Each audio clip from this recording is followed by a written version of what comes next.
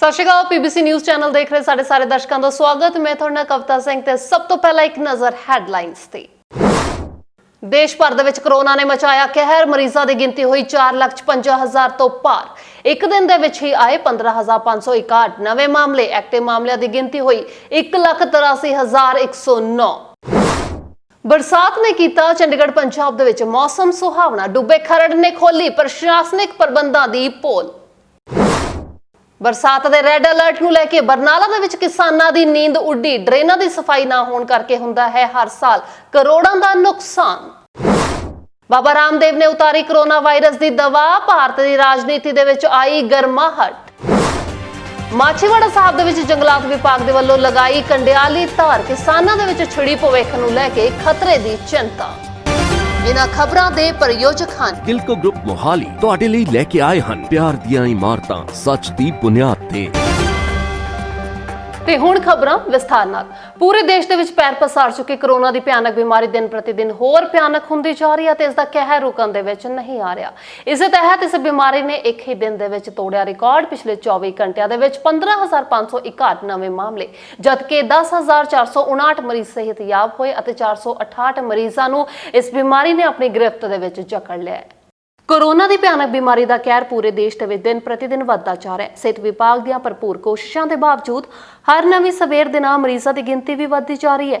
ਦੇਸ਼ ਭਰ ਦੇ ਵਿੱਚ ਹੁਣ ਤੱਕ ਸਾਹਮਣੇ ਆਏ ਮਰੀਜ਼ਾਂ ਦੀ ਗਿਣਤੀ 4,56,246 ਹੋ ਗਈ ਹੈ, ਜੋ ਕਿ ਇੱਕ ਰਿਕਾਰਡ ਹੈ, ਜਿਨ੍ਹਾਂ ਦੇ ਵਿੱਚੋਂ 1,83,109 ਐਕਟਿਵ ਮਾਮਲੇ ਨੇ, ਜਦਕਿ 14,483 ਮਰੀਜ਼ਾਂ ਦੀ ਹੁਣ ਤੱਕ ਮੌਤ ਹੋ ਚੁੱਕੀ ਹੈ। ਭਾਵੇਂ ਦਿਨ ਪ੍ਰਤੀ ਦਿਨ ਦੇਸ਼ ਦੇ ਵਿੱਚ ਵੱਧਦੇ ਜਾ ਰਹੇ ਅੰਕੜੇ ਇੱਕ ਚਿੰਤਾ ਦਾ ਵਿਸ਼ਾ ਬਣਦੇ ਜਾ ਰਹੇ ਨੇ, ਪਰ ਇਸ ਦੇ ਨਾਲ ਹੀ ਦੇਸ਼ ਦੇ ਵਿੱਚ ਸਿਹਤਯਾਬ ਹੋਣ ਵਾਲੇ ਮਰੀਜ਼ਾਂ ਦੀ ਗਿਣਤੀ ਸਿਹਤ ਵਿਭਾਗ ਦੀਆਂ ਸਫਲਤਾਵਾਂ ਦੀ ਪ੍ਰਤੀਕ ਹੈ। ਹੁਣ ਤੱਕ ਦੇਸ਼ ਦੇ ਵਿੱਚ 2,58,599 ਮਰੀਜ਼ ਠੀਕ ਹੋ ਚੁੱਕੇ ਨੇ ਅਤੇ ਇੱਕ ਦਿਨ ਦੇ ਵਿੱਚ ਹੀ 10,459 ਮਰੀਜ਼ ਠੀਕ ਹੋਏ। ਦੂਜੇ ਪਾਸੇ ਪੰਜਾਬ ਦੇ ਵਿੱਚ ਬੀਤੇ 24 ਘੰਟਿਆਂ ਦੇ ਦੌਰਾਨ 162 ਨਵੇਂ ਮਾਮਲੇ ਸਾਹਮਣੇ ਆਏ, ਜਿਸ ਦੇ ਨਾਲ ਹੁਣ ਰਾਜ ਦੇ ਵਿੱਚ ਐਕਟਿਵ ਮਰੀਜ਼ਾਂ ਦੀ ਗਿਣਤੀ 1,245 ਹੋ ਗਈ ਹੈ। ਹੁਣ ਤੱਕ ਪੰਜਾਬ ਦੇ ਵਿੱਚ 105 ਮੌਤਾਂ ਹੋ ਚੁੱਕੀਆਂ ਨੇ, ਜਿਨ੍ਹਾਂ ਦੇ ਵਿੱਚ 4 ਹੋਰ ਮੌਤ ਦੇ ਮਾਮਲੇ ਸਾਹਮਣੇ ਆਏ। ਇਸੇ ਤਰ੍ਹਾਂ ਰਾਜਧਾਨੀ ਚੰਡੀਗੜ੍ਹ ਦੇ ਵਿੱਚ 7 ਨਵੇਂ ਮਾਮਲੇ ਸਾਹਮਣੇ ਆਏ, ਜਦਕਿ ਗੁਆਂਢੀ ਰਾਜ ਹਰਿਆਣਾ ਦੇ ਵਿੱਚ 495 ਨਵੇਂ ਮਾਮਲੇ ਸਾਹਮਣੇ ਆਏ, ਜਿਸ ਦੇ ਨਾਲ ਐਕਟਿਵ ਮਰੀਜ਼ਾਂ ਦੀ ਗਿਣਤੀ 4,844 ਹੋ ਗਈ ਹੈ। ਹੁਣ ਤੱਕ 6,498 ਮਰੀਜ਼ ਸਿਹਤਯਾਬ ਵੀ ਹੋ ਚੁੱਕੇ ਨੇ ਅਤੇ 178 ਮਰੀਜ਼ਾਂ ਦੀ ਮੌਤ ਹੋ ਗਈ ਹੈ। ਇਸੇ ਤਰ੍ਹਾਂ ਗੁਆਂਢੀ ਰਾਜ ਹਿਮਾਚਲ ਦੇ ਵਿੱਚ 48 ਨਵੇਂ ਮਾਮਲੇ ਸਾਹਮਣੇ ਆਏ ਅਤੇ ਐਕਟਿਵ ਮਰੀਜ਼ਾਂ ਦੀ ਗਿਣਤੀ 323 ਹੋ ਗਈ ਹੈ। Bureau report, PBC news, Chandigarh. Corona ਦੀ ਭਿਆਨਕ ਬਿਮਾਰੀ ਦਾ ਕਹਿਰ ਦੇਸ਼ ਦੇ ਨਾਲ ਪੰਜਾਬ ਦੇ ਵਿੱਚ ਆਪਣੇ ਅਸਰ ਵਿਖਾਉਂਦਾ ਜਾ ਰਿਹਾ ਤੇ ਹਰ ਨਵੀਂ ਸਵੇਰ ਪੰਜਾਬ ਦੇ ਲਈ ਭਾਰੂ ਹੁੰਦੀ ਜਾ ਰਹੀ ਹੈ। ਸਿਹਤ ਵਿਭਾਗ ਦੀਆਂ ਲੱਖ ਕੋਸ਼ਿਸ਼ਾਂ ਦੇ ਬਾਵਜੂਦ ਵੀ ਹਰ ਰੋਜ਼ ਪੰਜਾਬ ਦੇ ਆંકੜਿਆਂ ਦੇ ਵਿੱਚ ਭਾਰੀ ਵਾਧਾ ਹੁੰਦਾ ਜਾ ਰਿਹਾ ਹੈ।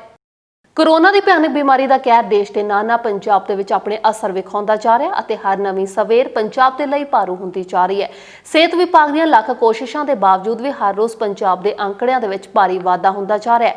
ਇਸੇ ਤਹਿਤ ਬੀਤੇ 24 ਘੰਟਿਆਂ ਦੇ ਦੌਰਾਨ ਪੰਜਾਬ ਦੇ ਵਿੱਚ 162 ਨਵੇਂ ਮਾਮਲੇ ਸਾਹਮਣੇ ਆਏ, ਜਿਸ ਵਿੱਚ ਅੰਮ੍ਰਿਤਸਰ 7, ਜਲੰਧਰ 38, ਪਟਿਆਲਾ 12, ਸੰਗਰੂਰ 18, ਲੁਧਿਆਣਾ 34, ਹੁਸ਼ਿਆਰਪੁਰ 1, ਫਰੀਦਕੋਟ 1, ਰੋਪੜ 2, ਫਤਿਹਗੜ੍ਹ ਸਾਹਿਬ 10, ਫਿਰੋਜ਼ਪੁਰ 4, ਮੋਗਾ 9, ਬਰਨਾਲਾ 3, ਗੁਰਦਾਸਪੁਰ 4, ਕਪੂਰਥਲਾ 4, ਬਠਿੰਡਾ 11, ਤਰਨਤਾਰਨ 1 ਅਤੇ ਮਾਨਸਾ ਤੋਂ 3 ਮਾਮਲੇ ਸਾਹਮਣੇ ਆਏ। ਹੁਣ ਤੱਕ ਪੰਜਾਬ ਦੇ ਵਿੱਚ ਮਰਨ ਵਾਲਿਆਂ ਦੀ ਸੰਖਿਆ 105 ਹੋ ਚੁੱਕੀ ਹੈ ਅਤੇ 24 ਘੰਟਿਆਂ ਦੇ ਵਿੱਚ ਮਰਨ ਵਾਲਿਆਂ ਦੀ ਸੰਖਿਆ 4 ਹੋ ਗਈ ਹੈ।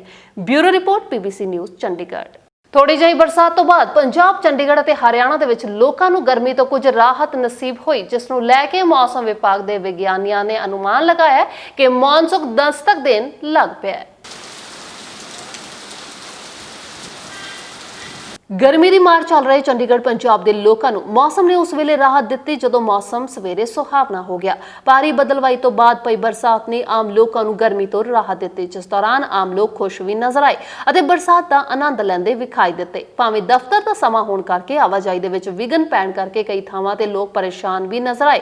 ਮੌਸਮ ਵਿਭਾਗ ਦੇ ਵਿਗਿਆਨੀਆਂ ਦੇ ਅਨੁਸਾਰ ਇਸ ਬਰਸਾਤ ਨੂੰ ਮੌਨਸੂਨ ਦੇ ਨਾਲ ਜੋੜ ਕੇ ਵੇਖਿਆ ਜਾ ਰਿਹਾ ਅਤੇ ਵਿਗਿਆਨੀਆਂ ਦਾ ਦਾਅਵਾ ਹੈ ਕਿ ਮੌਨਸੂਨ ਹੁਣ ਛੇਤੀ ਹੀ ਆ ਰਹੀ ਹੈ ਅਤੇ ਆਉਣ ਵਾਲੇ ਸਮੇਂ ਦੇ ਵਿੱਚ ਵੀ ਬਰਸਾਤ ਹੋਣ ਦੀ ਸ਼ੰਕਾ ਜ਼ਾਹਿਰ ਕੀਤੀ ਹੈ। Bureau report, PBC news, Chandigarh. ਮੌਸਮ ਵਿਭਾਗ ਦੇ ਵਿਗਿਆਨੀਆਂ ਦੇ ਵੱਲੋਂ ਬਰਸਾਤ ਅਲਰਟ ਜਾਰੀ ਕਰਨ ਤੋਂ ਬਾਅਦ ਬਰਨਾਲਾ ਦੇ ਕਿਸਾਨ ਹੁਣ ਚਿੰਤਾ ਦੇ ਵਿੱਚ ਨੇ, ਕਿਉਂਕਿ ਹਰ ਸਾਲ ਡਰੇਨਾਂ ਦੀ ਸਫਾਈ ਨਾ ਹੋਣ ਕਰਕੇ ਕਿਸਾਨਾਂ ਦਾ ਕਰੋੜਾਂ ਦਾ ਨੁਕਸਾਨ ਹੋ ਜਾਂਦਾ ਹੈ। ਕੀ ਕਹਿੰਦਾ ਇਸ ਬਾਰੇ ਪ੍ਰਸ਼ਾਸਨ, ਆਓ ਜਾਣਦੇ ਹਾਂ ਪੀਬੀਸੀ ਨਿਊਜ਼ ਦੀ ਇੱਕ ਰਿਪੋਰਟ ਦੇ ਰਾਹੀਂ। ਬਰਸਾਤ ਦੇ ਰੈੱਡ ਅਲਰਟ ਨੇ ਕਿਸਾਨਾਂ ਦੀ ਚਿੰਤਾ ਵਧਾ ਦਿੱਤੀ ਹੈ। ਪਹਿਲਾਂ ਹੀ ਆਰਥਿਕ ਮੰਦੀ ਦਾ ਸ਼ਿਕਾਰ ਕਿਸਾਨ ਹੁਣ ਡਰ ਰਿਹਾ ਕਿ ਬਰਸਾਤ ਦਾ ਇਸ ਵਾਰ ਕਹਿਰ ਵੀ ਕਿਤੇ ਉਹਨਾਂ ਨੂੰ ਕੰਗਾਲ ਨਾ ਕਰ ਦੇਵੇ। ਬਰਨਾਲਾ ਜ਼ਿਲ੍ਹੇ ਦੇ ਕਿਸਾਨਾਂ ਨੂੰ ਪ੍ਰਸ਼ਾਸਨ ਦੇ ਵੱਲੋਂ ਡਰੇਨ ਦੀ ਪੂਰੀ ਤਰ੍ਹਾਂ ਸਫਾਈ ਨਾ ਹੋਣ ਕਰਕੇ ਬਰਸਾਤੀ ਪਾਣੀ ਦੇ ਨਾ ਹੋਣ ਦੀ ਬਰਬਾਦੀ ਦਾ ਡਰ ਸਤਾ ਰਿਹਾ ਹੈ। ਇਹ ਕੌਣ ਦੀ ਮੈਂ ਵਗਦੀ ਦੇਖਦਾ ਜੀ, ਹਰ ਇੱਕ ਸਾਲ ਇੱਥੇ ਪਾਣੀ ਆ ਜਾਂਦਾ ਹੈ। ਕੋਈ ਇਹਦੀ ਸਫਾਈ ਨਹੀਂ ਹੁੰਦੀ, ਕਦੋਂ ਪਾਣੀ ਆ ਜਾਂਦਾ ਜੀ ਸਾਰੇ ਘਰਾਂ 'ਚ ਪਾਣੀ ਚੜ੍ਹ ਕੇ ਚਲਾ ਜਾਂਦਾ ਜੀ। ਆਹ ਜਿਹੜੇ ਗੰਦੇ ਲਿਫਾਫੇ ਆ ਘਰਾਂ ਦੇ ਵਿੱਚ ਜਾਂਦੇ ਆ ਜੀ, ਪਾਣੀ ਵੀ ਘਰਾਂ 'ਚ ਵੜ ਜਾਂਦਾ। ਫਸਲਾਂ ਕਿਹੜੀਆਂ ਸਬਜ਼ੀਆਂ ਬੀਜੀਆਂ ਉਹ ਵੀ ਮਰ ਜਾਂਦੀਆਂ, ਕਿਹੜੇ ਝਾਰ ਆ ਸਾਡੇ ਉਹ ਵੀ ਮਰ ਜਾਂਦੇ ਆ, ਪਸ਼ੂ ਨਹੀਂ ਉਹਨਾਂ ਨੂੰ ਖਾਂਦੇ ਜੀ। ਕੁਝ 10-12 ਸਾਲ ਹੋ ਗਏ ਆਈ ਹੁੰਦਾ ਗਾ ਜੀ। ਗੱਲ ਕਰੀਆ ਜੀ, ਬਹੁਤ ਵਾਰੀ ਗਏ ਆ, ਕਹਿੰਦੇ ਨੇ ਵੀ ਪੈਸੇ ਪਾਤੇ ਵੀ ਮਸ਼ੀਨਾਂ ਭੇਜਾਂਗੇ, ਨਾ ਮਸ਼ੀਨਾਂ ਆਈਆਂ ਨੇ ਨਾ ਪੈਸਿਆਂ ਦਾ ਪਤਾ ਵੀ ਪਾਇਆ ਕਿ ਨਹੀਂ ਪਾਇਆ। ਬਸ ਸਾਨੂੰ ਇੰਨਾ ਕੁ ਲਾਰਾ ਲਾ ਕੇ ਮੋੜ ਦਿੰਦੇ। ਸਫਾਈ ਇੱਕ ਵਾਰ ਹੋਈ ਸੀ, ਪਹਿਲਾਂ ਹੋਈ ਸੀ ਕਿਹੜਾ ਤੇ ਨਹੀਂ, ਬਾਅਦ 'ਚ ਹੋਈ ਨਹੀਂ ਹੈਗੀ। ਬਸ ਹੁਣ 10 ਸਾਲ ਹੋ ਗਏ, ਹੁਣ ਸਫਾਈ ਨਹੀਂ ਹੋਈ। ਪੀਬੀਸੀ ਨਿਊਜ਼ ਚੈਨਲ ਦੀ ਟੀਮ ਨੇ ਜਦੋਂ ਬਰਨਾਲਾ ਦੇ ਡੀਸੀ ਤੇਜ ਪ੍ਰਤਾਪ ਸਿੰਘ ਫੂਲਕਾ ਦੇ ਕੋਲ ਕਿਸਾਨਾਂ ਦੀ ਚਿੰਤਾ ਦਾ ਮੁੱਦਾ ਚੁੱਕਿਆ ਤਾਂ ਡੀਸੀ ਨੇ ਮੰਨਿਆ ਕਿ ਡਰੇਨਾਂ ਦੀ ਸਫਾਈ ਦਾ ਕੰਮ ਪ੍ਰਭਾਵਿਤ ਹੋਣ ਪਿੱਛੇ ਫੰਡਾਂ ਦੀ ਘਾਟ ਹੈ, ਜਿਸ ਨੂੰ ਜਲਦ ਹੀ ਪੂਰਾ ਕਰ ਲਿਆ ਜਾਏਗਾ। ਸਾਰੇ ਡਿਪਾਰਟਮੈਂਟਸ ਨੂੰ ਇਹ ਦੱਸ ਦਿੱਤਾ ਗਿਆ ਸੀ ਕਿ ਜੋ ਵੀ ਉਹਨਾਂ ਨੇ ਇੰਤਜ਼ਾਮ ਕਰਨੇ ਉਹ ਪੂਰੇ ਮੁਕੰਮਲ ਰੱਖਣ। ਇਸ ਤੋਂ ਇਲਾਵਾ ਬਰਨਾਲੇ ਵਿੱਚ 6 ਡਰੇਨਸ ਪੈਂਦੀਆਂ ਹੈਗੀਆਂ। ਸਭ ਤੋਂ ਵੱਡੀ ਡਰੇਨ ਲਿਸਾਰਾ ਡਰੇਨ ਹੈਗੀ। ਬਾਕੀ ਆਪਣੇ ਹੈਗੀਆਂ ਟੱਲੇਵਾਲ, ਸੈਨਾ, ਧਨੌਲਾ, ਹਰੀਗੜ੍ਹ, ਇਹ ਵੀ ਜਿਹੜੀਆਂ ਇਹਨਾਂ ਦੀ ਸਫਾਈ ਤਾਂ ਨਰੇਗਾ ਲੇਬਰ ਤੋਂ ਪਹਿਲਾਂ ਕਰਵਾ ਦਿੱਤੀ ਗਈ ਸੀਗੀ, ਕਿਉਂਕਿ ਇਹ ਜਿਹੜੀਆਂ ਡਰੇਨਾਂ ਹੈਗੀਆਂ ਡਰਾਈ ਡਰੇਨਸ ਹੈਗੀਆਂ। ਜਿਹੜੀ ਲਿਸਾਰਾ ਡਰੇਨ ਹੈ ਇਸ ਵਿੱਚ ਪਾਣੀ ਖੜਾ ਹੁੰਦਾ ਹੈ, ਹਰ ਵਕਤ ਖੜਾ ਹੁੰਦਾ, ਕਿਉਂਕਿ ਇਹ ਚੱਲਦੀ ਹੈ ਉੱਥੋਂ ਲੁਧਿਆਣੇ ਤੋਂ ਆਉਂਦੀ ਹੈ ਅਤੇ ਅੱਗੇ ਬਠਿੰਡੇ ਤੱਕ ਜਾਂਦੀ ਹੈ। ਇਹਦੇ ਸੰਬੰਧੀ ਕੁਝ ਫੰਡਸ ਆਣੇ ਸੀਗੇ ਸਰਕਾਰ ਵੱਲੋਂ, ਜੋ ਕਿ ਅਸੀਂ ਅੱਗੇ ਮੈਟਰ ਟੇਕਅਪ ਕੀਤਾ। ਕੁਝ ਫੰਡਸ ਆ ਵੀ ਜਾਣਗੇ। ਇਹ ਡਰੇਨ ਦੀ ਜੋ ਸਫਾਈ ਹੋਣੀ ਹੈ ਇਹ ਹੋਏਗੀ ਆਪਣੇ ਮਸ਼ੀਨ ਰਾਹੀਂ, ਜਿਵੇਂ ਮਸ਼ੀਨਾਂ ਰਾਹੀਂ ਇਹਦੀ ਸਫਾਈ ਹੋਏਗੀ। ਸੋ ਮੇਰੀ ਡਰੇਨੇਜ ਡਿਪਾਰਟਮੈਂਟ ਨਾਲ ਗੱਲ ਹੋ ਚੁੱਕੀ ਹੈ, ਉਹ ਇਸ 'ਤੇ ਪੂਰੇ ਆਪਣਾ ਜੋ ਕਾਰਵਾਈ ਕਰ ਰਹੇ ਹਨ। ਬਰਨਾਲਾ ਤੋਂ ਪੀਬੀਸੀ ਨਿਊਜ਼ ਦੇ ਲਈ ਪ੍ਰਵੀਨ ਰਿਸ਼ੀ ਦੀ ਰਿਪੋਰਟ। ਪੂਰਾ ਵਿਸ਼ਵ ਕਰੋਨਾ ਵਾਇਰਸ ਦਾ ਇਲਾਜ ਲੱਭਣ ਦੇ ਲਈ ਯਤਨਸ਼ੀਲ ਹੈ ਅਤੇ ਪੂਰੀ ਦੁਨੀਆ ਨੂੰ ਬਾਬਾ ਰਾਮਦੇਵ ਨੇ ਕਰੋਨਾ ਦੀ ਦਵਾਈ ਕੱਢ ਕੇ ਦਾਅਵਾ ਕੀਤਾ ਕਿ ਉਹਨਾਂ ਦੇ ਕੋਲ ਕਰੋਨਾ ਦਾ ਇਲਾਜ ਹੈ, ਜਿਸ ਤੋਂ ਬਾਅਦ ਭਾਰਤ ਦੀ ਰਾਜਨੀਤੀ ਵੀ ਭਖ ਗਈ ਹੈ ਅਤੇ ਸਿਹਤ ਮਾਹਿਰਾਂ ਦੇ ਵਿੱਚ ਹਲਚਲ ਵੀ ਪੈਦਾ ਹੋ ਗਈ ਹੈ। 7 दिन के अंदर 100% रोगी नेगेटिव हो गए, ये बहुत बड़ी बात। ਯੋਗ ਗੁਰੂ ਬਾਬਾ ਰਾਮਦੇਵ ਨੇ ਉਸ ਵੇਲੇ ਪੂਰੇ ਵਿਸ਼ਵ ਦੇ ਵਿੱਚ ਥਰਥਲੀ ਮਚਾ ਦਿੱਤੀ ਜਦੋਂ ਉਹਨਾਂ ਦੀ ਕੰਪਨੀ ਪਤੰਜਲੀ ਨੇ ਦਿੱਲੀ ਦੇ ਵਿੱਚ ਇੱਕ ਪ੍ਰੈਸ ਕਾਨਫਰੰਸ ਦੇ ਦੌਰਾਨ ਕੋਵਿਡ-19 ਦੇ ਇਲਾਜ ਦੇ ਲਈ ਇੱਕ ਦਵਾਈ ਬਾਜ਼ਾਰ ਦੇ ਵਿੱਚ ਉਤਾਰਨ ਦਾ ਐਲਾਨ ਕਰ ਦਿੱਤਾ। ਬਾਬਾ ਰਾਮਦੇਵ ਦੇ ਅਨੁਸਾਰ ਇਹ ਦਵਾਈ ਕਲੀਨਿਕਲ ਪ੍ਰਯੋਗ ਦੇ ਵਿੱਚ ਸਫਲ ਰਹੀ ਹੈ। कि कहीं ना कहीं से तो कोरोना की कोई दवा या वैक्सीन निकलेगी।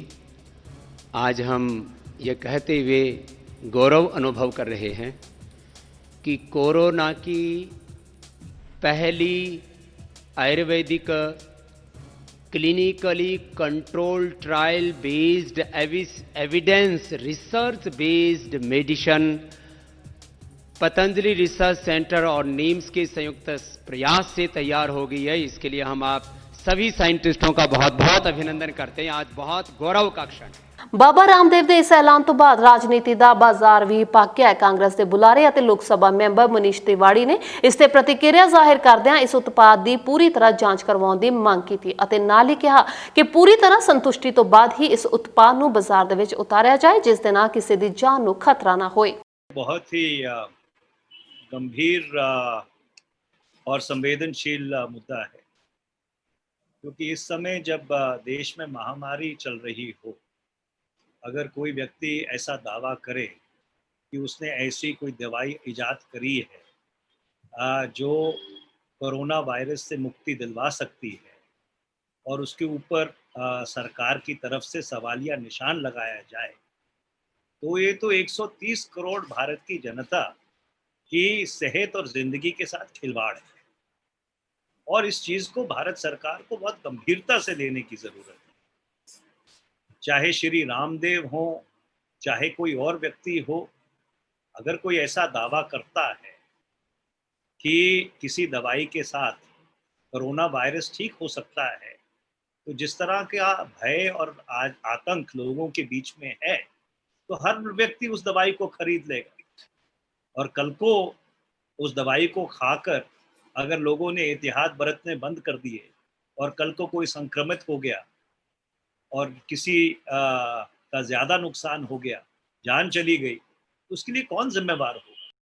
योग गुरु रामदेव ਦੇ ਇਸ ਉਤਪਾਦ ਤੇ ਛਿੜੀ ਰਾਜਨੀਤੀ ਵੇਖ ਕੇ ਆਯੁਸ਼ ਮੰਤਰਾਲੇ ਨੇ ਪਤੰਜਲੀ ਨੂੰ ਨੋਟਿਸ ਜਾਰੀ ਕਰਕੇ ਆਦੇਸ਼ ਦਿੱਤਾ ਹੈ ਕਿ ਬਿਨਾਂ ਕਲੀਨਿਕਲ ਜਾਂਚ ਤੋਂ ਪਹਿਲਾਂ ਇਹ ਉਤਪਾਦ ਨਾ ਤਾਂ ਵੇਚਿਆ ਜਾਵੇ ਅਤੇ ਨਾ ਹੀ ਇਸ ਦੀ ਇਸ਼ਤਿਹਾਰਬਾਜ਼ੀ ਕੀਤੀ ਜਾਏ, ਕਿਉਂਕਿ ਆਯੁਸ਼ ਮੰਤਰਾਲੇ ਦੇ ਅਨੁਸਾਰ ਸਰਕਾਰੀ ਤੌਰ ਤੇ ਇਸ ਉਤਪਾਦ ਦੀ ਕੋਈ ਜਾਂਚ ਨਹੀਂ ਹੋਈ। Bureau report PBC news Chandigarh. Machhiwara ਸਾਹਿਬ ਦੇ ਇਲਾਕੇ ਦੇ ਵਿੱਚ ਜੰਗਲਾਤ ਵਿਭਾਗ ਦੇ ਵੱਲੋਂ ਲਗਾਈ ਜਾ ਰਹੀ ਕੰਡਿਆਲੀ ਤਾਰ ਦਾ ਵਿਵਾਦ ਉਸ ਵੇਲੇ ਸੜਕਾਂ ਤੇ ਆ ਗਿਆ ਜਦੋਂ ਇਸ ਦੇ ਨਾਲ ਪ੍ਰਭਾਵਿਤ ਕਿਸਾਨ ਸਰਕਾਰ ਨੂੰ ਗੁਹਾਰ ਲਗਾਉਂਦੇ ਨਜ਼ਰ ਆਏ ਅਤੇ ਪੀੜਤ ਕਿਸਾਨਾਂ ਨੇ ਕਿਹਾ ਕਿ ਸਾਨੂੰ ਬਰਬਾਦ ਕਰਨ ਤੋਂ ਬਚਾਓ। ਮਾਛੀਵਾੜਾ ਸਾਹਿਬ ਜੰਗਲਾਤ ਵਿਭਾਗ ਦੇ ਵੱਲੋਂ ਪਿਛਲੇ ਕੁਝ ਦਿਨਾਂ ਤੋਂ ਸਤਲੁਜ ਦਰਿਆ ਦੇ ਆਸ-ਪਾਸ ਆਪਣੀ ਮਾਲਕੀ ਵਾਲੀ ਜ਼ਮੀਨਾਂ ਤੇ ਕਬਜ਼ਾ ਕਰ ਕੰਡਿਆਲੀ ਤਾਰ ਲਗਾਈ ਜਾ ਰਹੀ ਹੈ, ਜਿਸ ਦੇ ਨਾਲ ਵਿਭਾਗ ਦੇ ਅਧਿਕਾਰੀ ਪਿੰਡ ਊਦੋਵਾਲ ਖੁਰਦ ਵਿਖੇ ਜ਼ਮੀਨ ਤੇ ਕਬਜ਼ਾ ਲੈਣ ਦੇ ਲਈ ਆਏ, ਜਿਸ ਦਾ ਕਿਸਾਨਾਂ ਨੇ ਵਿਰੋਧ ਕਰਦਿਆਂ ਕਿਹਾ ਕਿ ਉਹਨਾਂ ਦੇ ਨਾਲ ਧੱਕੇਸ਼ਾਹੀ ਕੀਤੀ ਜਾ ਰਹੀ ਹੈ। ਪਿੰਡ ਊਦੋਵਾਲ ਖੁਰਦ ਦੇ ਨਿਵਾਸੀ ਅਵਤਾਰ ਸਿੰਘ ਸਮੇਤ ਹੋਰਨਾਂ ਕਿਸਾਨਾਂ ਨੇ ਦੱਸਿਆ ਕਿ ਉਹਨਾਂ ਦੇ ਬਜ਼ੁਰਗਾਂ ਨੇ ਸਤਲੁਜ ਦਰਿਆ ਦੇ ਬਾਹਰ ਅਤੇ ਅੰਦਰ ਬੰਜਰ ਪਈ ਜ਼ਮੀਨ ਨੂੰ ਬੜੀ ਮੁਸ਼ੱਕਤ ਕਰ ਵਾਹੀਯੋਗ ਬਣਾਇਆ, ਜਿਸ ਕਾਰਨ ਉਹਨਾਂ ਨੂੰ ਮਾਲ ਵਿਭਾਗ ਦੇ ਰਿਕਾਰਡ ਦੇ ਵਿੱਚ ਵੀ ਕਾਸ਼ਤਕਾਰ ਵਜੋਂ ਹੱਕ ਮਿਲੇ ਹੋਏ ਨੇ। ਉਹਨਾਂ ਕਿਹਾ ਕਿ ਜੰਗਲਾਤ ਵਿਭਾਗ ਦੇ ਅਧਿਕਾਰੀਆਂ ਨੇ ਬਿਨਾਂ ਕੋਈ ਨੋਟਿਸ ਦਿੱਤੇ ਉਹਨਾਂ ਦੀਆਂ ਜ਼ਮੀਨਾਂ ਤੇ ਘਰਾਂ ਤੇ ਕਬਜ਼ਾ ਕਰਨਾ ਸ਼ੁਰੂ ਕਰ ਦਿੱਤਾ ਅਤੇ ਬੁਰਜੀਆਂ ਲਗਾ ਦਿੱਤੀਆਂ, ਜਦਕਿ ਇਹ ਜ਼ਮੀਨ ਜੰਗਲਾਤ ਵਿਭਾਗ ਦੀ ਨਹੀਂ ਹੈ। ਉਹਨਾਂ ਕਿਹਾ ਕਿ ਜਿਸ ਜ਼ਮੀਨ ਤੇ ਉਹ ਪਿਛਲੇ 50 ਸਾਲਾਂ ਤੋਂ ਖੇਤੀ ਕਰ ਰਹੇ ਨੇ ਉਹ ਮਾਲ ਵਿਭਾਗ ਦੇ ਰਿਕਾਰਡ ਪ੍ਰੀਵੈਸ਼ਨਲ ਸਰਕਾਰ ਦੇ ਨਾਮ ਤੇ ਹੈ, ਜਦਕਿ ਗਿਰਦਾਵਰੀਆਂ ਤੇ ਕਾਸ਼ਤਕਾਰਾਂ ਦੇ ਹੱਕ ਕਿਸਾਨਾਂ ਨੂੰ ਦਿੱਤੇ ਗਏ ਨੇ। ਕਿਸਾਨਾਂ ਦੇ ਅਨੁਸਾਰ ਚੋਣਾਂ ਦੇ ਦੌਰਾਨ ਤਾਂ ਸਰਕਾਰਾਂ ਵੱਡੇ ਦਾਅਵੇ ਕਰਦੀਆਂ ਨੇ ਕਿ ਖੇਤੀ ਕਰਨ ਵਾਲੇ ਕਿਸਾਨਾਂ ਨੂੰ ਜ਼ਮੀਨਾਂ ਦੇ ਮਾਲਕੀ ਹੱਕ ਦਿੱਤੇ ਜਾਣਗੇ। ਪ੍ਰਭਾਵਿਤ ਕਿਸਾਨਾਂ ਦੇ ਅਨੁਸਾਰ ਇਹ ਗੱਲਾਂ ਹੀ ਬਣ ਕੇ ਰਹਿ ਗਈਆਂ ਅਤੇ ਹੁਣ ਉਹਨਾਂ ਦਾ ਜੰਗਲਾਤ ਵਿਭਾਗ ਉਜਾੜਾ ਕਰਕੇ ਉਹਨਾਂ ਨੂੰ ਖੁਦਕੁਸ਼ੀ ਦੇ ਵੱਲ ਤੱਕ ਰਿਹਾ ਹੈ। ਮੇਰੀ ਜ਼ਮੀਨ ਤੇ ਸ਼ਰੇਆਮ ਧੱਕਾ ਹੋ ਰਿਹਾ ਜੀ। ਅਸੀਂ ਇੰਨੇ ਸਾਲ ਤੋਂ ਬਾਹਰ ਰਹੇ ਹਾਂ, ਨਾ ਸਾਨੂੰ ਕਿਸੇ ਨੇ ਗਵਰਨਮੈਂਟ ਨੇ ਕੋਈ ਚੀਜ਼ ਦਿੱਤੀ ਹੈ, ਨਾ ਸਾਨੂੰ ਪਟਵਾਰੀ ਸਾਹਿਬ ਕੋਈ ਆਇਆ, ਨਾ ਸਾਡੇ ਕੋਲ ਕੋਈ ਆਇਆ, ਸਾਡੇ ਕਾਨੂੰਗੋ ਪਟਵਾਰੀ ਆਇਆ ਜੀ। ਸਾਨੂੰ ਕਹਿੰਦੇ ਨਹੀਂ ਸਾਡੀ ਜ਼ਮੀਨ ਆ ਇਹ, ਸਾਨੂੰ ਸਾਰੇ ਕੱਲ ਬੁਰਜੀਆਂ ਲਾ ਕੇ ਅਸੀਂ ਰੋ ਕੇ ਇਹਨਾਂ ਨਾਲ ਬਥੇਰੀਆਂ ਮਿਹਨਤਾਂ ਕੀਤੀਆਂ ਨੇ, ਕਿਸੇ ਨੇ ਸਾਡੀ ਸੁਣੀ ਨਹੀਂ ਜੀ। ਬਾਹਰ ਰਹੇ ਹਾਂ ਜੀ, ਕਾਸ਼ਤ ਕਰਦੇ ਹਾਂ, ਸਾਡੇ ਬਜ਼ੁਰਗ ਵੀ ਕਰਦੇ ਸੀਗੇ ਜੀ 50 ਸਾਲ ਪਹਿਲਾਂ, ਤੇ ਗਿਰਦਾਵਰੀ ਸਾਡੇ ਨਾਲ ਆ ਜੀ।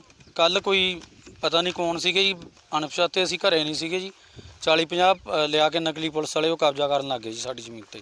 ਜਦੋਂ ਅਸੀਂ ਪਟਵਾਰੀ ਸਾਹਿਬ ਕੋਲ ਗਏ ਤਾਂ ਜਾਂ ਪਟਵਾਰੀ ਸਾਹਿਬ ਨੇ ਸਾਨੂੰ ਇਹ ਕਿਹਾ ਵੀ ਮੇਰੇ ਨੋਸਟ 'ਚ ਕੋਈ ਗੱਲਬਾਤ ਨਹੀਂ, ਨਾ ਕੋਈ ਇਹ ਮਹਿਕਮੇ ਦਾ ਬੰਦਾ ਜੀ। ਇਹ ਜਿਹੜੀ ਸਰਕਾਰ ਧੱਕਾ ਕਰਾ ਰਹੀ ਆ ਇਹ ਸਾਨੂੰ ਬਰਦਾਸ਼ਤ ਨਹੀਂ ਹੋ ਸਕਦੀ ਇਹ ਗੱਲ।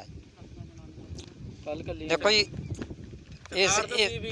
ਸਰਕਾਰ ਤੋਂ ਇਹ ਅਪੀਲ ਕਰ ਸਕਦੇ ਆ ਵੀ ਇਹ ਸਾਡੇ ਨਾਲ ਧੱਕਾ ਹੋ ਰਿਹਾ ਜੀ, ਇਹ ਸਾਡੀ ਹੱਕ ਜਿਹੜੇ ਆ ਸਾਨੂੰ ਮਿਲਣਾ ਚਾਹੀਦਾ ਜੀ। ਜਦ ਇਸ ਸੰਬੰਧੀ ਜੰਗਲਾਤ ਵਿਭਾਗ ਦੇ ਅਧਿਕਾਰੀ ਜਸਵੀਰ ਸਿੰਘ ਦੇ ਨਾਲ ਪੀਬੀਸੀ ਨਿਊਜ਼ ਦੀ ਟੀਮ ਨੇ ਗੱਲਬਾਤ ਕੀਤੀ ਤਾਂ ਉਹਨਾਂ ਕਿਹਾ ਕਿ ਵਿਭਾਗ ਨੇ ਸੈਟੇਲਾਈਟ ਰਾਹੀਂ ਜ਼ਮੀਨ ਦੀ ਨਿਸ਼ਾਨਦੇਹੀ ਕਰ ਆਪਣੇ ਅਧੀਨ ਆਉਂਦੇ ਰਕਬੇ ਤੇ ਕਬਜ਼ਾ ਕੀਤਾ ਜਾ ਰਿਹਾ ਹੈ ਤਾਂ ਜੋ ਪੌਦੇ ਲਗਾਏ ਜਾ ਸਕਣ। ਉਹਨਾਂ ਕਿਹਾ ਕਿ ਜਿਹੜੇ ਕਿਸਾਨਾਂ ਨੂੰ ਸ਼ੰਕਾ ਹੈ ਕਿ ਜਿਸ ਜ਼ਮੀਨ ਤੇ ਕਬਜ਼ਾ ਕੀਤਾ ਜਾ ਰਿਹਾ ਹੈ ਉਹ ਜੰਗਲਾਤ ਵਿਭਾਗ ਦੀ ਨਹੀਂ, ਉਹ ਆਪਣੇ ਦਸਤਾਵੇਜ਼ ਦਿਖਾਉਣ, ਉਸ ਤੋਂ ਬਾਅਦ ਉੱਚ ਅਧਿਕਾਰੀਆਂ ਦੇ ਧਿਆਨ ਦੇ ਵਿੱਚ ਲਿਆ ਕੇ ਫੈਸਲਾ ਲਿਆ ਜਾਏਗਾ। ਆਫੀਸਰ ਲਾਈਨ ਤੋਂ ਮਿਲੀਆਂ ਗਾਈਡਲਾਈਨਾਂ ਨਾਲ ਫਿਰ ਇਹਨਾਂ ਨੂੰ ਡਿਮਾਰਕੇਸ਼ਨ ਜਿਹੜੀ ਸੈਟੇਲਾਈਟ ਰਾਹੀਂ ਹੋ ਸਕਦੀ ਸੀ ਜਿਹੜੀ ਉਹ ਕੀਤੀ ਗਈ ਹੈ ਕੱਲ, ਤੇ ਇਸ ਕਰਕੇ ਇਹਦੇ ਉੱਤੇ ਹੁਣ ਉਹ ਜਿਹੜੀ ਬੱਲੀਆਂ ਲਾ ਕੇ ਤੇ ਇਹਨੂੰ ਪਲਾਂਟੇਸ਼ਨ ਦੇ ਪਰਪਸ ਲਈ ਆਪਾਂ ਯੂਜ਼ ਕਰ ਰਹੇ ਹਾਂ। ਜਿਹੜੇ ਕਾਸ਼ਤਕਾਰ ਬੈਠੇ ਨੇ ਜੀ ਕਈ ਸਾਲਾਂ ਤੋਂ ਵੀ ਤੁਸੀਂ ਉਹਨਾਂ ਦੀ ਵੀ ਜ਼ਮੀਨ ਵਿੱਚ ਲੈ ਰਹੇ ਹੋ, ਕੀ ਕਹਿਣਾ ਜੀ?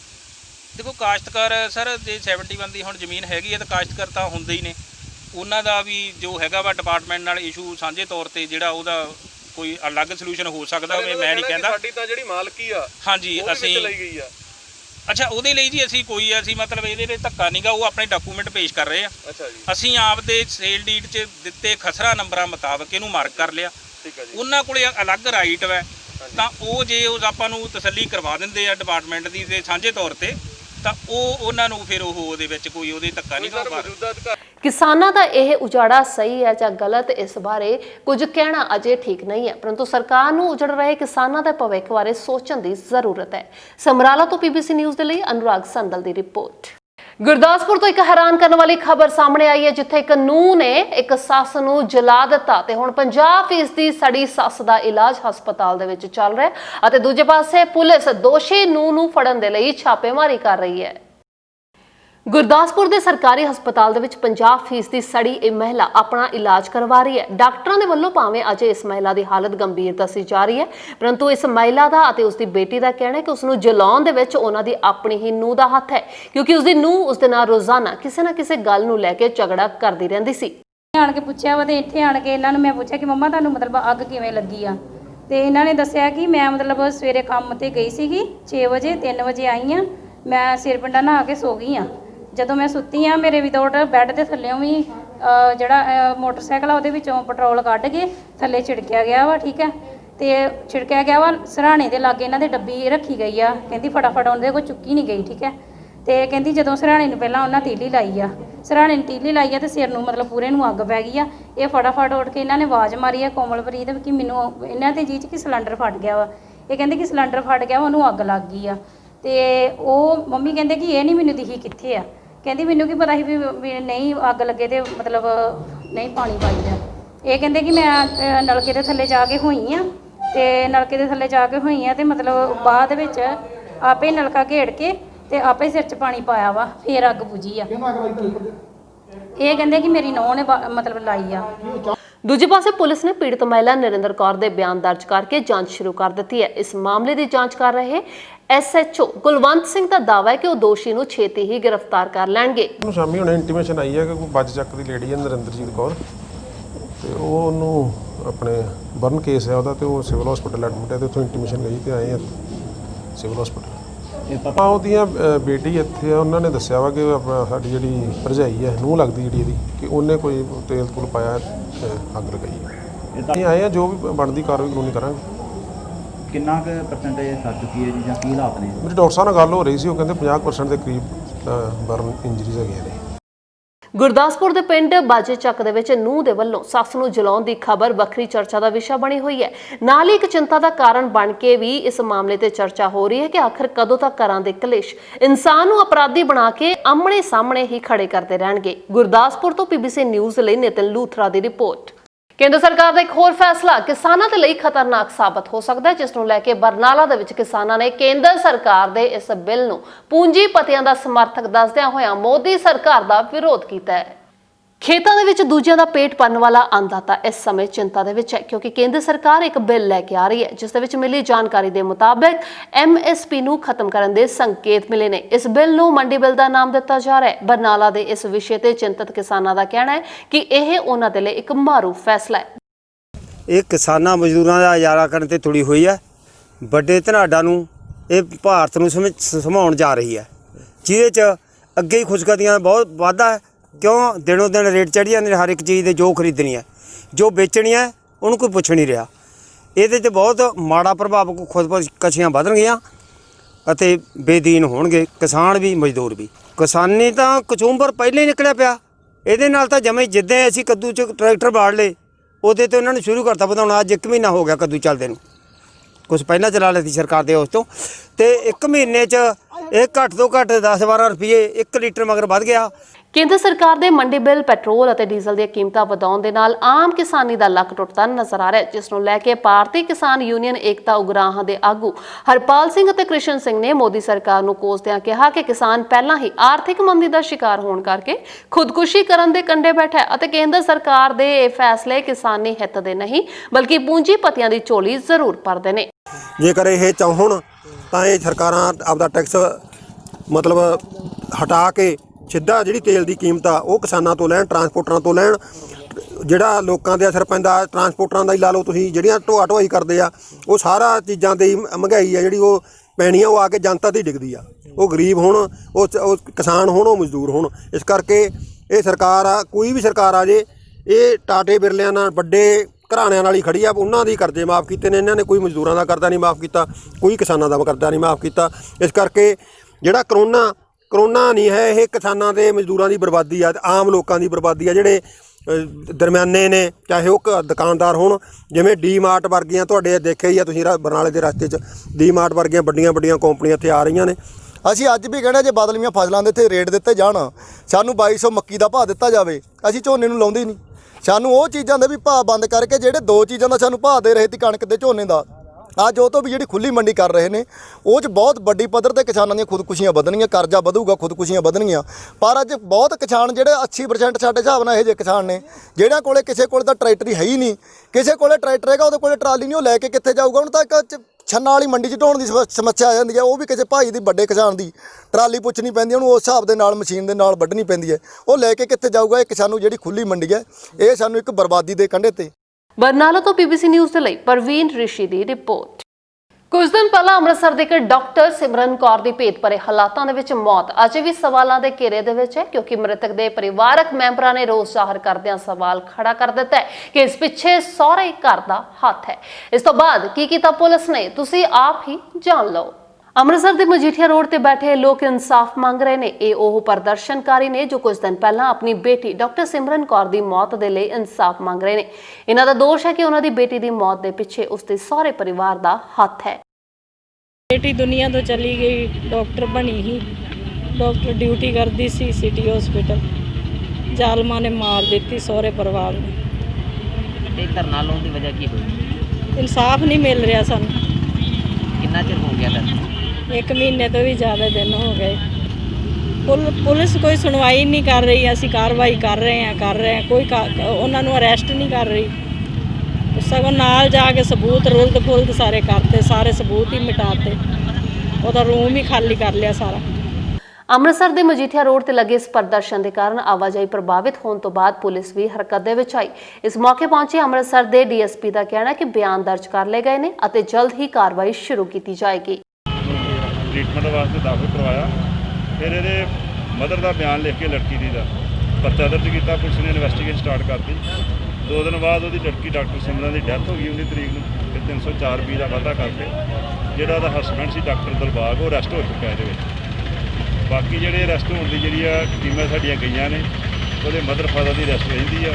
ਉਹਦੇ ਵਾਸਤੇ ਸਾਡੇ ਜੋ ਨਿਰੰਤਰ ਜਿਹੜੇ ਰੇਡ ਜਾਰੀ ਨੇ, ਉਹ ਵੀ ਅਰੈਸਟ ਹੋ ਜਾਣਗੇ ਇਹਦੇ ਵਿੱਚ। ਅੰਮ੍ਰਿਤਸਰ ਤੋਂ BBC ਨਿਊਜ਼ ਦੇ ਲਈ ਗੁਰਿੰਦਰ ਸਿੰਘ ਦੀ ਰਿਪੋਰਟ। ਮਿਸ਼ਨ ਫਤਿਹ ਨੂੰ ਸੂਬੇ ਦੇ ਵਿੱਚ ਪੂਰੀ ਤਰ੍ਹਾਂ ਲਾਗੂ ਕਰਨ ਦੇ ਲਈ ਸਰਕਾਰ ਅਤੇ ਪ੍ਰਸ਼ਾਸਨ ਖੂਬ ਮਿਹਨਤ ਕਰ ਰਿਹਾ ਹੈ, ਜਿਸ ਦੀ ਮਿਸਾਲ ਵੇਖਣ ਨੂੰ ਮਿਲੀ ਮਾਨਸਾ ਦੇ ਵਿੱਚ, ਜਿੱਥੇ ਫਰੰਟ ਲਾਈਨ ਤੇ ਲੜ ਰਹੇ ਪੰਜਾਬ ਪੁਲਿਸ ਦੇ ਯੋਧਿਆਂ ਦੀ ਸਿਹਤ ਨੂੰ ਲੈ ਕੇ ਸਿਹਤ ਵਿਭਾਗ ਨੇ ਇੱਕ ਹਮਲਾ ਮਾਰਿਆ ਅਤੇ ਪੰਜਾਬ ਪੁਲਿਸ ਦੇ ਜਵਾਨਾਂ ਦੇ ਖੂਨ ਦਾ ਸੈਂਪਲ ਭਰ ਕੇ ਇਹ ਚਿੰਤਾ ਜ਼ਾਹਰ ਕੀਤੀ ਕਿ ਸਰਕਾਰ ਹਰ ਆਦਮੀ ਦੇ ਲਈ ਫਿਕਰਮੰਦ ਹੈ। ਮਾਨਸਾ ਜ਼ਿਲ੍ਹੇ ਦੇ ਵਿੱਚ ਪੰਜਾਬ ਪੁਲਿਸ ਜਵਾਨਾਂ ਦੇ ਸਿਹਤ ਵਿਭਾਗ ਦੇ ਵੱਲੋਂ ਸੈਂਪਲ ਲਏ ਜਾ ਰਹੇ ਨੇ। ਅੱਜ ਇਸ ਕਾਰਵਾਈ ਦੀ ਅਗਵਾਈ ਮਾਨਸਾ ਦੇ ਐਸਐਸਪੀ ਡਾਕਟਰ ਨਰਿੰਦਰ ਭਾਰਗਵ ਨੇ ਕਰਦਿਆਂ ਦੱਸਿਆ ਕਿ ਇਹ ਕਦਮ ਪੰਜਾਬ ਪੁਲਿਸ ਦੇ ਡੀਜੀਪੀ ਦਿਨਕਰ ਗੁਪਤਾ ਦੇ ਹੁਕਮਾਂ ਦੇ ਮੁਤਾਬਿਕ ਫਰੰਟ ਲਾਈਨ ਤੇ ਲੜ ਰਹੇ ਪੰਜਾਬ ਪੁਲਿਸ ਦੇ ਯੋਧਿਆਂ ਦੀ ਸਿਹਤਯਾਬੀ ਦੇ ਲਈ ਲਾਏ ਗਏ ਨੇ। ਇਹਤਿਆਤ ਦੇ ਤੌਰ ਤੇ ਅਸੀਂ ਸੈਂਪਲਿੰਗ ਸ਼ੁਰੂ ਕਰਾਈ ਹੈ, ਕਿਉਂਕਿ ਜਿਹੜੇ ਨਵੇਂ ਪੇਸ਼ੈਂਟਸ ਆਉਂਦੇ ਨੇ ਕਰੋਨਾ ਪੋਜ਼ਿਟਿਵ, ਉਹਨਾਂ ਦਾ ਪਬਲਿਕ ਨਾਲ ਕੰਟੈਕਟ ਹੁੰਦਾ। ਸਾਡੇ ਮੁਲਾਜ਼ਮ ਹੈਲਥ ਵਰਕਰ ਡਾਇਰੈਕਟਲੀ ਉਹਨਾਂ ਦੇ ਕੰਟੈਕਟ 'ਚ ਆਉਂਦੇ ਨੇ। ਜਦੋਂ ਉਹਨਾਂ ਨੂੰ ਲੈ ਕੇ ਵੀ ਜਾਂਦੇ ਆ, ਉਹਨਾਂ ਦੀ ਕੰਟੈਕਟ ਟ੍ਰੇਸਿੰਗ ਵੀ ਕਰਦੇ ਆ। ਇਸ ਲਈ ਸਾਡੇ ਡੀਜੀਪੀ ਸ਼੍ਰੀ ਦਿਨਕਰ ਗੁਪਤਾ ਸਾਹਿਬ ਨੇ ਉਚੇਚੇ ਤੌਰ ਤੇ ਮੁਲਾਜ਼ਮਾਂ ਲਈ ਸਾਨੂੰ ਇਹ ਮੁਹਿੰਮ ਚਲਾਉਣ ਨੂੰ ਕਿਹਾ। ਉਹ ਮੁਹਿੰਮ ਦੇ ਤਹਿਤ ਅੱਜ ਅਸੀਂ ਤਕਰੀਬਨ ਸਾਡੇ 200 ਮੁਲਾਜ਼ਮ ਜਿਹੜੇ ਵੱਖਰੇ ਵੱਖਰੇ ਪੁਲਿਸ ਥਾਣਿਆਂ ਤੇ ਨਾਕਿਆਂ ਤੇ ਡਿਊਟੀ ਕਰ ਰਹੇ ਨੇ, ਜਿਹੜੇ ਪਬਲਿਕ ਡੀਲਿੰਗ 'ਚ ਨੇ, ਉਹਨਾਂ ਦੇ ਅੱਜ ਅਸੀਂ ਸੈਂਪਲ ਕਰਾ ਰਹੇ ਹਾਂ। ਪਹਿਲਾਂ ਵੀ ਅਸੀਂ ਕਾਫੀ ਕਰਾਏ ਨੇ। ਸਿਹਤ ਵਿਭਾਗ ਦੇ ਅਫਸਰ ਡਾਕਟਰ ਰਣਜੀਤ ਸਿੰਘ ਨੇ ਮੀਡੀਆ ਨੂੰ ਦੱਸਿਆ ਕਿ ਅਜੇ ਤੱਕ 6800 ਲੋਕਾਂ ਦੇ ਸੈਂਪਲ ਲਏ ਗਏ ਨੇ, ਜਿਨ੍ਹਾਂ ਦੇ ਵਿੱਚੋਂ 45 ਦੇ ਕਰੀਬ ਮਰੀਜ਼ ਪੋਜ਼ਿਟਿਵ ਮਿਲੇ ਨੇ। ਇਸ ਨੂੰ ਵੇਖਦਿਆਂ ਸਿਹਤ ਵਿਭਾਗ ਨੇ ਮਾਨਸਾ ਜ਼ਿਲ੍ਹੇ ਦੇ ਵਿੱਚ ਸੈਂਪਲਿੰਗ ਵਧਾ ਦਿੱਤੀ ਹੈ। ਜਦੋਂ ਪੰਜਾਬ ਸਰਕਾਰ ਦੇ ਜਿਹੜੇ ਸੈਂਪਲਿੰਗ ਦਾ ਸਾਨੂੰ ਜਿਹੜੀਆਂ ਹੈਗੀਆਂ ਹਦਾਇਤਾਂ ਆਈਆਂ, ਅਸੀਂ ਉਦੋਂ ਸੈਂਪਲਿੰਗ ਕਰ ਰਹੇ ਹਾਂ। ਉਸ ਤੋਂ ਬਾਅਦ ਮਹਾਰਾਜਾ ਕੈਪਟਨ ਅਮਰਿੰਦਰ ਸਿੰਘ ਜੀ ਤੇ ਸਾਡੇ ਮਾਨਯੋਗ ਸਾਡੇ ਬਲਵੀਰ ਸਿੰਘ ਸਿੱਧੂ ਦੀ ਗਾਈਡਲਾਈਨਸ ਅਨੁਸਾਰ ਅਸੀਂ ਮਿਸ਼ਨ ਫਤਿਹ ਤਹਿਤ ਜਿਹੜੀ ਹੈਗੀ ਹੈ ਆਪਣੀ ਸੈਂਪਲਿੰਗ ਜਿਹੜੀ ਹੈ ਅਸੀਂ ਹੋਰ ਵਧਾਤੀ ਹੈ। ਦੂਸਰਾ ਜਿਹੜਾ ਫਰੰਟ ਲਾਈਨ ਦੇ ਜਿਹੜੇ ਵਰਕਰ ਹੈ, ਜਿਵੇਂ ਸਾਡੇ ਪੁਲਿਸ ਮੁਲਾਜ਼ਮ ਹੋ ਗਏ, ਸਾਡੇ ਹੈਲਥ ਵਰਕਰ ਹੋ ਗਏ, ਹੁਣ ਮਾਨਯੋਗ ਜਿਹੜੇ ਆਪਣੇ ਡੀਜੀਪੀ ਸ਼੍ਰੀ ਦਿਨਕਰ ਗੁਪਤਾ ਜੀਆਂ ਦੇ ਹਦਾਇਤਾਂ ਮੁਤਾਬਕ ਸਾਡੇ ਇੱਥੋਂ ਦੇ ਡਾਕਟਰ ਨਰਿੰਦਰ ਭਾਰਗਵ ਜੀ ਐਸਐਸਪੀ ਮਾਨਸਾ ਅਨੁਸਾਰ ਸਾਡੇ ਸਾਰੇ ਜ਼ਿਲ੍ਹੇ ਦੇ ਜਿਹੜੇ ਪੁਲਿਸ ਮੁਲਾਜ਼ਮ ਹੈ, ਉਹਨਾਂ ਦੀ ਅਸੀਂ ਜਿਹੜੀ ਹੈਗੀ ਹੈ ਕਰੋਨਾ ਦੇ ਸੈਂਪਲ ਲੈ ਰਹੇ ਹਾਂ। ਮਾਨਸਾ ਤੋਂ BBC ਨਿਊਜ਼ ਦੇ ਲਈ ਵਿਨੋਦ ਗੋਇਲ ਦੀ ਰਿਪੋਰਟ। ਮਾਛੀਵਾੜਾ ਦੇ ਵਿੱਚ ਉਸ ਵੇਲੇ ਖੁਸ਼ੀ ਦੀ ਲਹਿਰ ਦੌੜ ਗਈ ਜਦੋਂ ਦਰਸ਼ਨ ਕੁਮਾਰ ਨੇ ਮਾਛੀਵਾੜਾ ਮਾਰਕੀਟ ਕਮੇਟੀ ਦੇ ਚੇਅਰਮੈਨ ਦੇ ਵਜੋਂ ਸਹੁੰ ਚੁੱਕ ਲਈ ਅਤੇ ਨਾਲ ਹੀ ਲੋਕਾਂ ਨੂੰ ਉਹਨਾਂ ਦੇ ਹਿੱਤਾਂ ਦੇ ਵਿੱਚ ਕੰਮ ਕਰਨ ਦਾ ਭਰੋਸਾ ਜਤਾਇਆ। ਮਾਛੀਵਾੜਾ ਮਾਰਕੀਟ ਕਮੇਟੀ ਦੇ ਚੇਅਰਮੈਨ ਤੌਰ ਤੇ ਦਰਸ਼ਨ ਕੁਮਾਰ ਅਤੇ ਵਾਈਸ ਚੇਅਰਮੈਨ ਸ਼ਕਤੀ ਆਨੰਦ ਨੂੰ ਬਣਾਇਆ ਗਿਆ। ਇਸੇ ਸੰਬੰਧ ਦੇ ਵਿੱਚ ਵਿਧਾਇਕ ਸਮਰਾਲਾ ਅਮਰੀਕ ਸਿੰਘ ਢਿੱਲੋਂ ਦੀ ਅਗਵਾਈ ਦੇ ਵਿੱਚ ਆਯੋਜਿਤ ਸਮਾਗਮ ਦੇ ਦੌਰਾਨ ਚੇਅਰਮੈਨ ਅਤੇ ਵਾਈਸ ਚੇਅਰਮੈਨ ਦੀ ਰਸਮੀ ਤੌਰ ਤੇ ਤਾਜ਼ਪੋਸ਼ੀ ਕੀਤੀ ਗਈ, ਜਿਸ ਦੇ ਵਿੱਚ ਆਸ-ਪਾਸ ਪਿੰਡਾਂ ਤੋਂ ਕਾਫੀ ਗਿਣਤੀ ਦੇ ਵਿੱਚ ਸਰਪੰਚ, ਪੰਚ ਅਤੇ ਪਾਰਟੀ ਵਰਕਰ ਸ਼ਾਮਲ ਹੋਏ। ਆਪਣੇ ਸੰਬੋਧਨ ਦੇ ਦੌਰਾਨ ਚੇਅਰਮੈਨ ਕੁੰਦਰਾ ਨੇ ਕਿਸਾਨਾਂ ਦੇ ਹਿੱਤਾਂ ਦੇ ਲਈ ਇਸ ਨਵੀਂ ਜ਼ਿੰਮੇਵਾਰੀ ਨੂੰ ਬਖੂਬੀ ਤੌਰ ਤੇ ਨਿਭਾਉਣ ਦਾ ਭਰੋਸਾ ਦਿੱਤਾ ਅਤੇ ਸਰਕਾਰ ਦੀਆਂ ਸਕੀਮਾਂ ਨੂੰ ਘਰ-ਘਰ ਪਹੁੰਚਾਉਣ ਦੀ ਗੱਲ ਕਹੀ। ਇਸ ਮੌਕੇ ਸਮੂਹ ਕਮੇਟੀ ਮੈਂਬਰਾਂ ਤੋਂ ਇਲਾਵਾ ਕੁਝ ਕੌਂਸਲਰ ਵੀ ਮੌਜੂਦ ਸਨ। ਅਸੀਂ ਅੱਜ ਇੱਥੇ ਚਾਰਜ ਲਿਆ, ਇਹ ਸਾਡੇ ਭੈਣ ਜੀ ਬਲਾਕ ਸਮਿਤੀ ਦੇ ਚੇਅਰਮੈਨ ਬੈਠੇ ਨੇ, ਅਸੀਂ ਸਾਰੇ ਜਣੇ ਰਲ ਕੇ ਸਾਡੇ ਸਾਰੇ ਮੈਂਬਰ ਸਾਹਿਬਾਨ ਅਸੀਂ ਤੁਹਾਨੂੰ ਅੱਜ ਇਸ ਇਲਾਕੇ ਨੂੰ ਯਕੀਨ ਦਿਵਾਉਂਦੇ ਹਾਂ ਕਿ ਜਿਵੇਂ ਮੈਂ ਇੱਕ NGO ਚਲਾਈ ਸੀ ਮਾਛੀਵਾੜੇ ਵਿੱਚ, ਢਿੱਲੋਂ ਸਾਹਿਬ ਵੀ ਮੇਰੇ ਨਾਲ ਜਾਂਦੇ ਹੁੰਦੇ ਸੀ ਪਿੰਡਾਂ ਵਿੱਚ। ਜਿੱਥੇ ਅਸੀਂ ਜਾਂਦੇ ਸੀ ਉੱਥੇ ਜਦੋਂ ਕੋਈ ਡਿਸਟ੍ਰੀਬਿਊਸ਼ਨ ਹੁੰਦੀ ਸੀ ਤਾਂ ਉੱਥੇ ਪੁਲਿਸ ਦੀ ਲੋੜ ਪੈ ਜਾਂਦੀ ਸੀ, ਇੰਨਾ ਧੱਕਾ ਪੈਂਦਾ ਸੀ। ਅਸੀਂ ਪ੍ਰਮਾਤਮਾ ਅੱਗੇ ਅਰਦਾਸ ਕਰਾਂਗੇ, ਬੇਨਤੀ ਕਰਾਂਗੇ ਉਸ ਈਸ਼ਵਰ ਨੂੰ ਕਿ ਇਹ ਈਸ਼ਵਰ ਬਲਾਕ ਸੰਮਤੀ ਮਾਛੀਵਾੜਾ, ਮਾਰਕੀਟ ਕਮੇਟੀ ਮਾਛੀਵਾੜਾ, ਨਗਰ ਪੰਚਾਇਤ ਮਾਛੀਵਾੜਾ ਜਿਸ ਦੇ ਪ੍ਰਧਾਨ ਮੇਰੇ ਛੋਟੇ ਭਰਾ ਨੇ, ਸਾਰੇ ਜਣੇ ਰਲ ਕੇ ਔਰ ਸਾਰੇ ਮੈਂਬਰਾਂ ਦੇ ਸਹਿਯੋਗ ਨਾਲ, ਵਾਈਸ ਪ੍ਰੈਜ਼ੀਡੈਂਟ ਸ਼ਕਤੀ ਨੰਦ ਜੀ ਉਹਨਾਂ ਨੂੰ ਵੀ ਨਾਲ ਲੈ ਕੇ ਚੱਲਾਂਗੇ। ਸਾਰੇ ਮੈਂਬਰ ਸਹਿਬਾਨ ਬੈਠੇ ਨੇ ਇੱਥੇ। ਮਾਛੀਵਾੜਾ ਤੋਂ PBC ਨਿਊਜ਼ ਦੇ ਲਈ ਮਨੋਜ ਕੁਮਾਰ ਦੀ ਰਿਪੋਰਟ। ਤੇ ਇਹ ਸਨ ਹੁਣ ਤੱਕ ਦੀਆਂ ਖਬਰਾਂ। ਜਾਣ ਤੋਂ ਪਹਿਲਾਂ ਨਜ਼ਰ ਇੱਕ ਵਾਰ ਫਿਰ ਤੋਂ ਹੈਡਲਾਈਨਸ ਤੇ। ਦੇਸ਼ ਭਰ ਦੇ ਵਿੱਚ ਕਰੋਨਾ ਨੇ ਮਚਾਇਆ ਕਹਿਰ। ਮਰੀਜ਼ਾਂ ਦੀ ਗਿਣਤੀ ਹੋਈ 4,56,000 ਤੋਂ ਪਾਰ। ਇੱਕ ਦਿਨ ਦੇ ਵਿੱਚ ਹੀ ਆਏ 15,561 ਨਵੇਂ ਮਾਮਲੇ। ਐਕਟਿਵ ਮਾਮਲਿਆਂ ਦੀ ਗਿਣਤੀ ਹੋਈ 1,83,109। ਬਰਸਾਤ ਨੇ ਕੀਤਾ ਚੰਡੀਗੜ੍ਹ ਪੰਜਾਬ ਦੇ ਵਿੱਚ ਮੌਸਮ ਸੁਹਾਵਣਾ। ਡੁੱਬੇ ਖਰੜ ਨੇ ਖੋਲੀ ਪ੍ਰਸ਼ਾਸਨਿਕ ਪ੍ਰਬੰਧਾਂ ਦੀ ਪੋਲ। ਬਰਸਾਤ ਦੇ ਰੈੱਡ ਅਲਰਟ ਨੂੰ ਲੈ ਕੇ ਬਰਨਾਲਾ ਦੇ ਵਿੱਚ ਕਿਸਾਨਾਂ ਦੀ ਨੀਂਦ ਉੱਡੀ। ਡਰੇਨਾਂ ਦੀ ਸਫਾਈ ਨਾ ਹੋਣ ਕਰਕੇ ਹੁੰਦਾ ਹੈ ਹਰ ਸਾਲ ਕਰੋੜਾਂ ਦਾ ਨੁਕਸਾਨ। ਬਾਬਾ ਰਾਮਦੇਵ ਨੇ ਉਤਾਰੀ ਕਰੋਨਾ ਵਾਇਰਸ ਦੀ ਦਵਾ। ਭਾਰਤ ਦੀ ਰਾਜਨੀਤੀ ਦੇ ਵਿੱਚ ਆਈ ਗਰਮਾਹਟ। ਮਾਛੀਵਾੜਾ ਸਾਹਿਬ ਦੇ ਵਿੱਚ ਜੰਗਲਾਤ ਵਿਭਾਗ ਦੇ ਵੱਲੋਂ ਲਗਾਈ ਕੰਡਿਆਲੀ ਧਾਰ। ਕਿਸਾਨਾਂ ਦੇ ਵਿੱਚ ਛਿੜੀ ਭਵਿੱਖ ਨੂੰ ਲੈ ਕੇ ਖਤਰੇ ਦੀ ਚਿੰਤਾ। ਇਹਨਾਂ ਖਬਰਾਂ ਦੇ ਪ੍ਰਯੋਜਕ ਹਨ ਗਿਲਕੋ ਗਰੁੱਪ ਮੋਹਾਲੀ। ਤੁਹਾਡੇ ਲਈ ਲੈ ਕੇ ਆਏ ਹਨ ਪਿਆਰ ਦੀਆਂ ਇਮਾਰਤਾਂ, ਸੱਚ ਦੀ ਬੁਨਿਆਦ ਤੇ। ਦੇਸ਼ ਤੇ ਦੁਨੀਆ ਦੇ ਨਾਲ ਜੁੜੀਆਂ तमाम ਨਵੀਆਂ ਖਬਰਾਂ ਵੇਖਣ ਦੇ ਲਈ ਬਣੇ ਰਹੋ PBC ਨਿਊਜ਼ ਚੈਨਲ ਦੇ ਨਾਲ ਤੇ ਮੈਨੂੰ ਦਿਓ ਇਜਾਜ਼ਤ। ਧੰਨਵਾਦ।